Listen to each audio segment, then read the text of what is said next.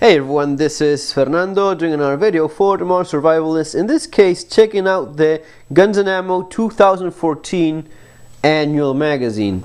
I used to be an avid reader of Guns and Ammo. These days I only buy it when I see something that really interests me, and it's not always the case, to be honest. Not because there's anything wrong with Guns and Ammo. I really like the publication. I really like some of the writers, have lots of respect for them. The thing is that eventually, after several years of buying the magazine, you kind of, there's a limit to how many articles on 1911s and AR-15s a person can read before getting bored. But every once in a while it's good just to see what's out there. Nice .338 rifle there. Alexander arms. Never really got into long-range shooting, but I do like it. It's one of those things that eventually, maybe one day, a short 9 solution. I mean, yeah, why go with a 380 when you have basically lots of offerings in that same size, like 9mm guys? You know, these are the kind of things that sometimes gets you tired a bit. Why would you want to have a 380 when basically for the same size you can have a 9mm? But again, you know, it is a business. It is manufacturers trying to fill every possible little niche out there, and maybe someone was thinking it's a good idea. Nothing wrong with 380. I like it. It's a nice little caliber, but you know, with 9mm being about the same size. A few rifle articles here.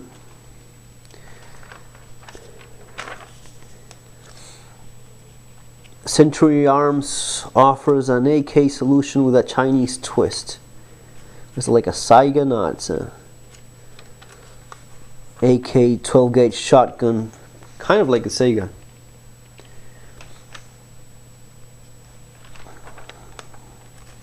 The only problem I see with these, I mean, I think it's a valid option.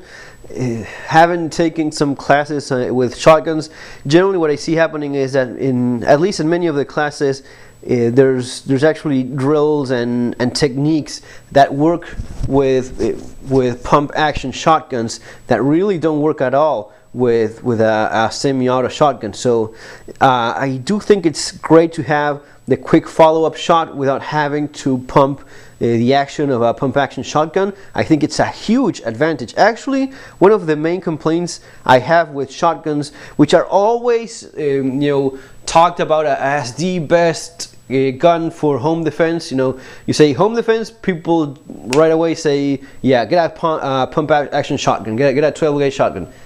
The thing is that in close quarters, like the ones you're likely to encounter in a home invasion situation, or any violent interaction with a criminal within your house, it's going to be extremely close quarters, and the quick follow-up shot is absolutely essential. And with a pump action shotgun, even if you are good with it, and it does take, I mean, it takes years of dedicated practice to be as quick as some of the people you see out there, you still need that mechanical motion within for each shot.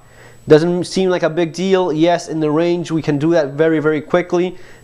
With someone trying to actually kill you, maybe on top of you, it's not as easy.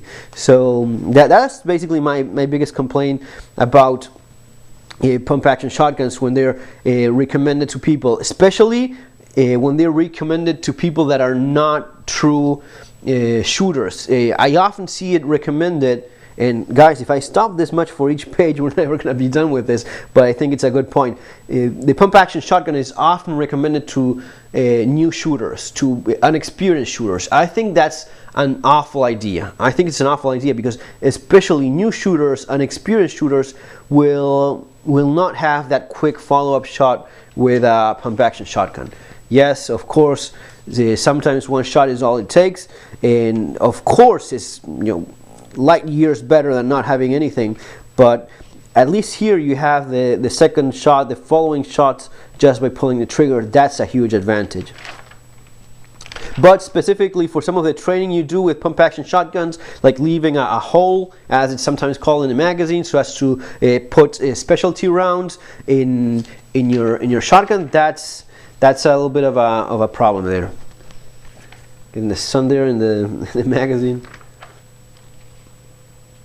Patrick Sweeney, one of my favorite writers, always has good stuff, interesting articles. ZZ, good model. I never, I don't know about you guys, and leave comments if you feel different. I just, the ZZ 75 just never, I understand it's a great gun. It's one of the, I think it's one of the top 10 best handguns of all times, the CZ 75. Definitely one of the top 10 best guns in terms of innovation, reliability. It's fantastic. I just never grew, much used to it. Basically because in my experience of handguns, I just went from 1911 to Glock, like in serious use. That was the way I went about it. I started with a 1911, Norinco 1911, which is a great little gun. Customized it a lot, spent a chunk of money on it, learned to shoot it very well actually, but then just jumped to Glock pistols. And I've owned, tens or dozens of guns of all sorts, but those are the ones, the couple of handguns that I dedicate most of the time so as to be proficient with. Deadly in any area, Russian snipers. Tons of, how many manufacturers of ARs can there be? It's huge. Lever action Lion, all copper 44 Magnum stuff. Some of these customized STIs. Some of these things get really expensive. Gun Country. This was a nice article. This was basically about guns for people living in the country, what it is that they need, especially for defense against animals. And it actually makes a few good points.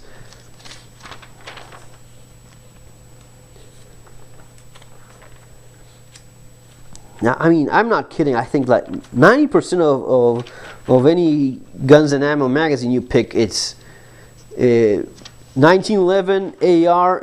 That's basically 90% of the magazine. There's very rarely something different. Rampant Colts. This is the Sporter. Yeah, Colt Sporter. Stag Arms. Man, I just never liked the AR system. I don't know. I just prefer the FAL, even the AK. The AK I really like. It's a great gun. Hog hunting. This is pretty good. Hogs. I don't know if you guys knew, but it is a pest in some places. It's caused a lot of destruction in the agricultural field. So it has to be controlled, and it's a good way of bagging actually quite a bit of meat, like this guy did. That's like almost 10 hogs there. Myths of long range shooting.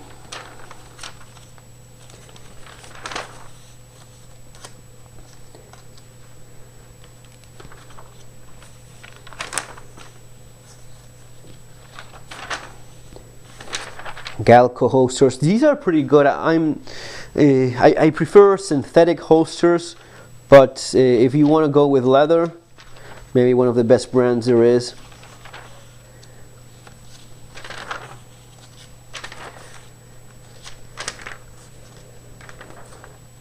AKs around the world. This is nice summary of the different AKs used by different countries. Man, what a reliable platform. The AK, rock solid, always reliable. No kidding. The most reliable semi-automatic rifle you can have. Just love it. It's really not hard to shoot either. And people complain about ARs not being, AKs not being accurate.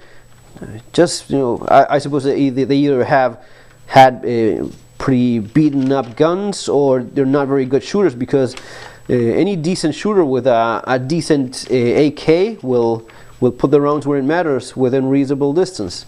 Sure, it's not a precision gun, but that's basically not the idea.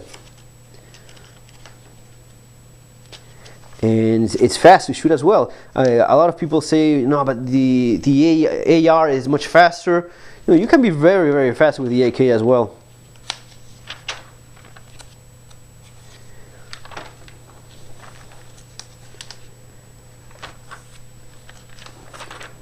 This is something that I really don't get. Why is it that they use chicks and women for gun advertising? I don't know.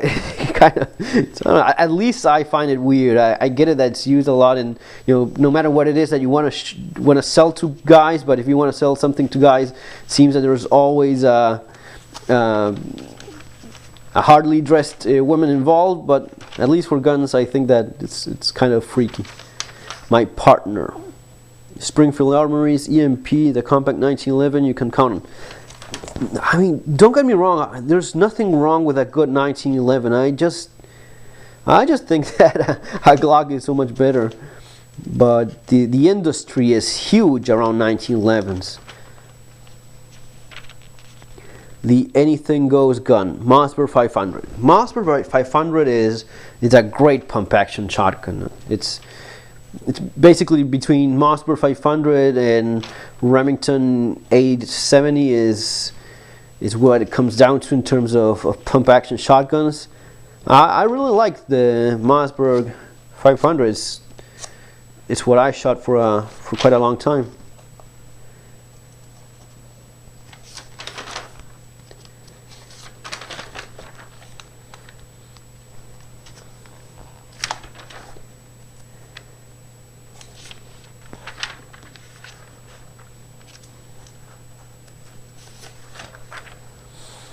This is something that I've seen a few times. From a flare to warning to fair warning, packet lighted boom. It's like a flare gun that also has different inserts, sub-caliber device. I mean, how good can this be? It doesn't even have any kind of sights in there, so what's the point of having a little single shot gun that doesn't even have sights?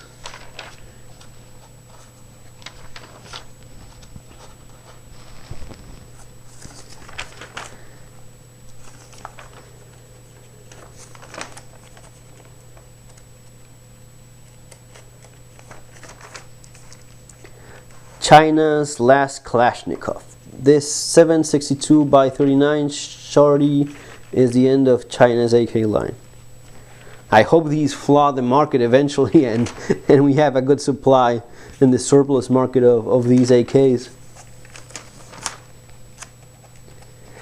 Chinese guns are great. I mean, Chinese products in general get a lot of heat because of not so tidy craftsmanship and such, but the steel that the Chinese guys use in their guns is actually very, very good. My Norinco 1911, that was a great gun, and it's a great gun for those that want to customize a basic solid 1911. 1911 Norincos are actually pretty good. This is what I would go for though. DSA, US made FAL. This is actually like the one I have. It's like a folding, well, it's folding stock is different. I think that DSA calls the one they have, the configuration of mine, it's like with a short barrel and the folding stock. This is the neatest package for me. This is the semi-auto rifle to own. It has a punch of a 308. It's a FAL. It's very reliable. It's something that has been built to last, time proven. I just love the FAL. I think it's fantastic.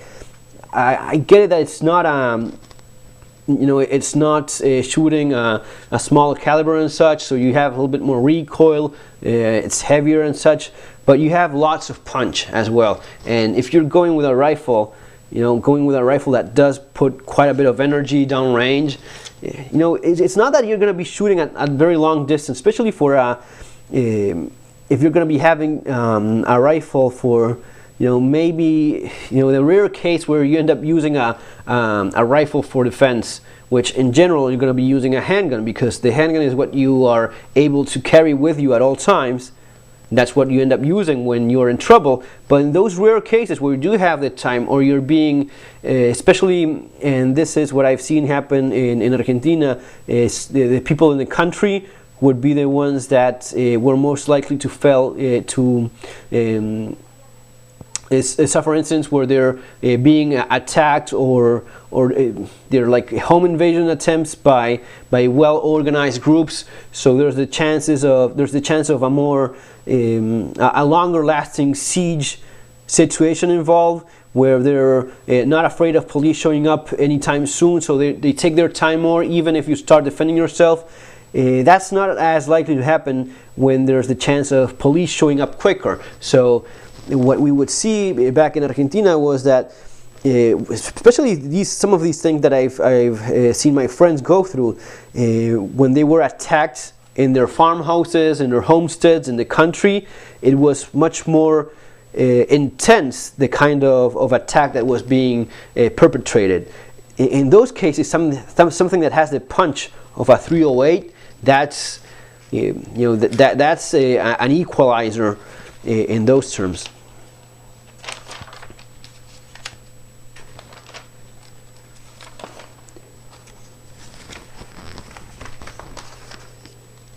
More 1911 stuff. Yeah, it's not bad. It's not the best. It's not the best Guns and Ammo that I've seen, but it has a couple interesting articles. Kapus. This is actually a pretty sweet kit. I had one of these actually. I sold it when I left because someone was offering me quite a bit of money for it. The Kapus kit is actually pretty good. Some people think it's a gimmick. I never thought it was a gimmick to begin with. And when I actually own one and run one, I realized that it does what the Kapus kit does. And I understand that lots of people are not very much fans of these things. What you actually gain is, with a handgun, no matter what handgun you have, you just have one point of contact between you and the gun. It's your hands. No matter what grip you have, strictly from a almost a mathematical point of view, is just one point where you have the gun. You have the gun by the grip. Even if you have a two-hand grip and you're closing on all four sides and such, it's just mathematically speaking, it's just one point of contact. With a rifle or with a carbine, you're holding on the pistol grip, you're holding in the foreguard grip that you have here as well, or any other grip that you had in front of it, and you have your shoulder against the stock. So you go from having just one point of contact to having 3 points of contact. You could even argue a fourth one with your cheek against the stock, which in this case it's not really that comfortable. That would be more of a full real stock. But those 3 points of contact do give you a lot of stability, and you stretch the reach, the realistic reach of this gun. 50 meters easily 50 meters. Those shots that, and I get it, you can't shoot accurately at 50 yards, 50 meters with your Glock as it is, but it's much faster, quicker, and more accurate with the kit. With this stock kit, it is more accurate, faster. Besides that, the other advantage that I see is that you can add good optics to it without making it much of a mess. Some of these Glocks that have huge scopes and such, even those red dot scopes and such, I think it's more gimmicky. If you're gonna be needing that, go for something like this. And it's that point in between where you have something that it's better than a handgun. It's maybe not as good as a real carbine with a real carbine round that you're firing, but you have some of those advantages. You do have them. You definitely do. In spite of it looking kind of weird, if you have the opportunity of running one of these, yeah, maybe it's not worth. I mean, especially in US with some of the more affordable, you know, AKs that you have and such. Maybe it doesn't make as much sense if you can have an AK, but under some cases it does make sense. And the nice thing besides that is you're using your old Glock pistol, your same Glock pistol. You're firing more affordable ammunition as well. You're not using much more expensive rifle ammunition, especially if you're reloading and such. You can make it quite cheap, and yeah, it does run well. I mean, with within a couple minutes, you transform your pistol into a very compact sub rifle. Yeah, well, this would be a good example. You know, if you can have something very compact like this, although I will say this, the Kapus kit is much more compact than this. This is very a nice compact long arm, but the Kapus kit is even more compact. It's quite small. It fits into a nice little suitcase without any problems. And one more 1911. Yeah, Jeff Cooper, the legendary Jeff Cooper.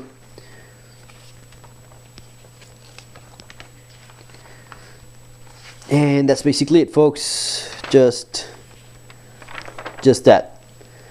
You know, just a short, quick view of what's in the latest Guns and Ammo 2014, and you know, an excuse to talk about a few different things. Guys, take care. See you in our next video. Have a great day.